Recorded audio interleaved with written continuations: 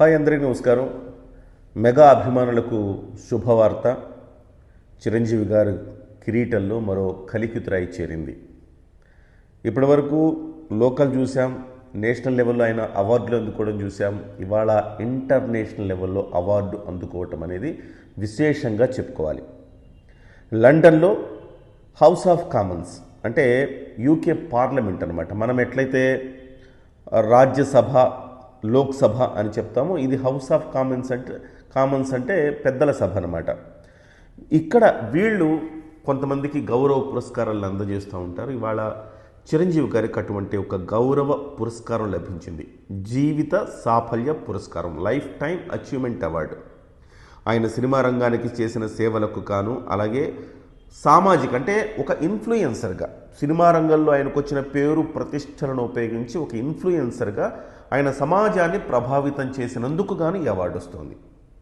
చాలామంది వాళ్ళ రంగంలో లబ్ధ ప్రతిష్ఠులైన వాళ్ళు అనేక మంది ఉంటారు. కానీ ఎంతమంది సేవాభావంతో తమకొచ్చిన పేరు, సంపద, వీటన్నింటినీ సమాజం కోసం ఖర్చు పెట్టే వాళ్ళు ఎంతమంది ఉంటారు?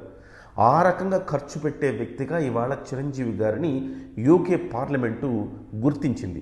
నవేందు మిశ్రా ఆధ్వర్యంలో ఇవాళ ఆయన నేతృత్వంలో ఇవాళ చిరంజీవి గారు అవార్డు అందుకోవటం జరిగింది. అంటే చూడండి ఎంత గొప్ప విషయం.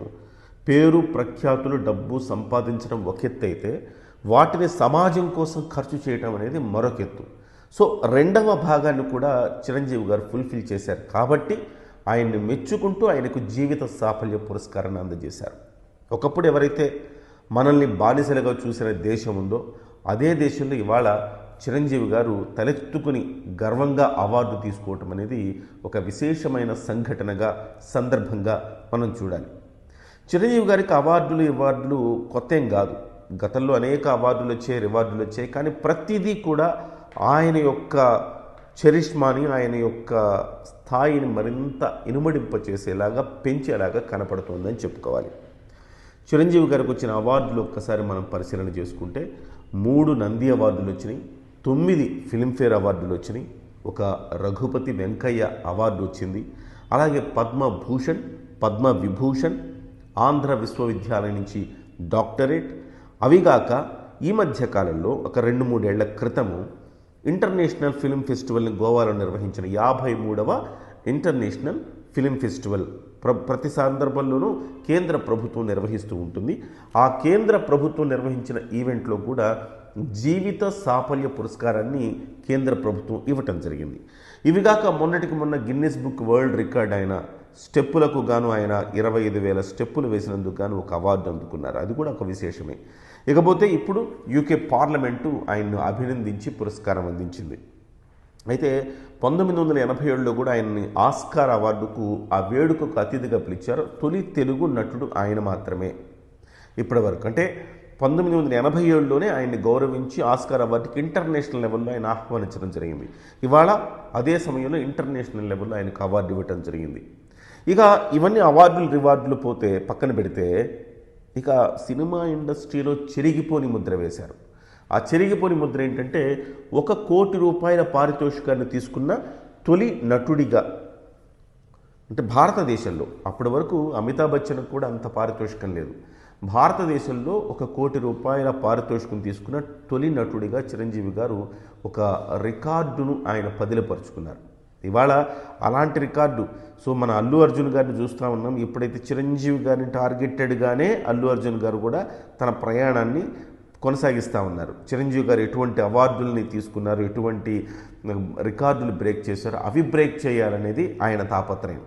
సో అదే సమయంలో ఆయన 300 కోట్ల రూపాయలు తీసుకున్న నటుడిగా ఆయన ఇవాళ ఒక రికార్డు సృష్టిస్తున్నాను అని చెప్పేసి ప్రకటనలు కూడా చేసుకున్నారు. అదే సమయంలో బిగ్గర్ దెన్ బచ్చన్ అని చెప్పేసి ఇండియా టుడే లాంటి అనేక మ్యాగజైన్లలో కూడా చిరంజీవి గారి ఫోటోలతో, ముఖ చిత్రంతో పత్రికలు వెలువడ్డాయి. ఇకపోతే సినిమా రికార్డుల్లో కూడా ఇవాళ బాహుబలి గురించి ఇంకోటి ప్రతిదీ కూడా ఒక్కొక్క మైల్ స్టోన్ని దాటాల్సిందే. రికార్డులు ఉన్నది ఎందుకు? బ్రేక్ చేయటానికే. ప్రతిదీ కూడా ఆ రోజుల్లో 10 కోట్ల రూపాయల కలెక్షన్ రికార్డుని ఘరానా మొగుడుతో కొల్లగొడితే 30 కోట్ల అంటే కలెక్షన్లతో ఆయన ఇంద్రా సినిమాతో బ్రేక్ చేశాడనమాట. తన రికార్డును తానే బ్రేక్ చేసుకున్నాడు. ఇలా రికార్డులు బ్రేక్ చేయటంలో కానీ అవార్డులు పొందటంలో కానీ చిరంజీవికి చిరంజీవే సాటి అని చెప్పాలి. అలాగే అత్యధిక పన్ను, నిజాయితీగా అత్యధిక పన్ను చెల్లించిన వ్యక్తిగా కూడా చిరంజీవి గారు రికార్డు సృష్టించారు. 1999 2000 సంవత్సరంలో అత్యధిక పన్ను చెల్లించిన వ్యక్తిగా రికార్డు సృష్టించాడు. అలాగే ఆయన సినిమా రష్యాలోకి డబ్ అయిన తొలి తెలుగు సినిమా చిరంజీవి గారిదే కావటం అనేది రుద్రవీణ సినిమాని అక్కడ డబ్ చేశారు. ఇది కూడా ఒక విశేషంగా చెప్పుకోవాలి.